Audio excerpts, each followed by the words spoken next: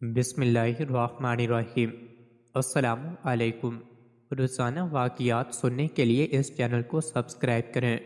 ایک مرتبہ کسی نے قاری عبد الباسط سے پوچھا، قاری صاحب آپ اتنا مزے کا قرآن مجید پڑھتے ہیں، آپ نے بھی کبھی قرآن مجید کا کوئی معجزہ دیکھا ہے؟ وہ کہنے لگے، قرآن کا ایک معجزہ نہیں بلکہ میں نے قرآن کے سینکڑوں معجزے آنکھوں سے دیکھے ہیں۔ ان کا کہا گیا کہ کوئی ایک تو سنا دیجئے، تو یہ واقعہ انہوں نے خود سنایا۔ قاری صاحب فرمانے لگے کہ یہ اس وقت کی بات ہے جب جمال عبد الناصر مصر کا صدر تھا۔ اس نے رشیا روس کا سرکاری دورہ کیا، وہاں پر کمیونسٹ حکومت تھی۔ اس وقت کمیونزم کا طوطی بولتا تھا، دنیا اس سرخ انقلاب سے گھبراتی تھی۔ جمال عبد الناصر ماسکو پہنچا۔ اس نے وہاں جا کر اپنے ملکی امور کے بارے میں کچھ ملاقاتیں کیں۔ ملاقاتوں کے بعد انہوں نے تھوڑا سا وقت تبادلہ خیال کے لیے رکھا ہوا تھا۔ اس وقت وہ آپس میں گپے مارنے کے لیے بیٹھ گئے۔ جب آپس میں گپے مارنے لگے تو ان کمیونسٹوں نے کہا، جمال عبد الناصر تم کیا مسلمان بنے پھرتے ہو؟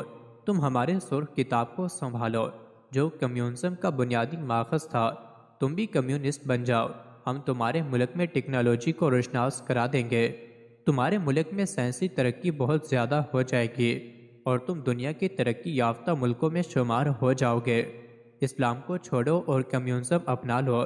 جمال عبد الناصر نے انہیں اس کا جواب دیا تو صحیح، مگر دل کو تسلی نہ ہوئی۔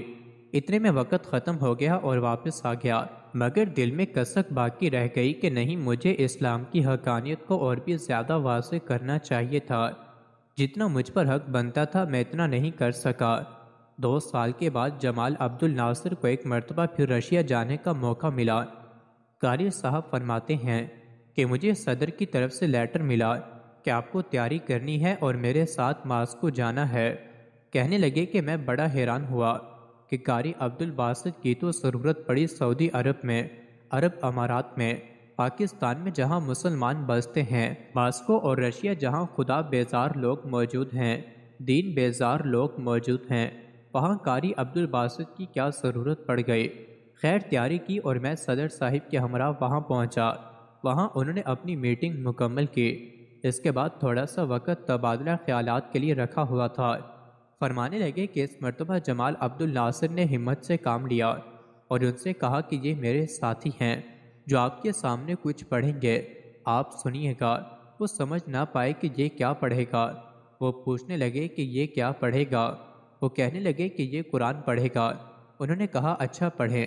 فرمانے لگے کہ مجھے اشارہ ملا اور میں نے پڑھنا شروع کیا۔ سورہ طٰہٰ کا وہ رکوع پڑھنا شروع کر دیا جسے سن کر کسی دور میں حضرت عمر بن خطاب رضی اللہ عنہ بھی ایمان لے آئے تھے۔ فرماتے ہیں کہ میں نے جب 2 رکوع تلاوت کر کے آنکھ کھولی تو میں نے قرآن کا معجزہ اپنی آنکھوں سے دیکھا کہ سامنے بیٹھے ہوئے کمیونسٹوں میں سے 4 یا 5 آدمی آنسوں سے رو رہے تھے۔ جمال عبد الناصر نے پوچھا، جناب آپ رو کیوں رہے ہیں؟ وہ کہنے لگے ہم تو کچھ نہیں سمجھے کہ آپ کے ساتھی نے کیا پڑھا ہے، مگر پتہ نہیں کہ اس کلام میں کچھ ایسی تاثیر تھی کہ ہمارے دل موم ہو گئے، آنکھوں سے آنسوں کی جھڑیاں لگ گئیں اور ہم کچھ بتا نہیں سکتے کہ یہ سب کچھ کیسے ہوا۔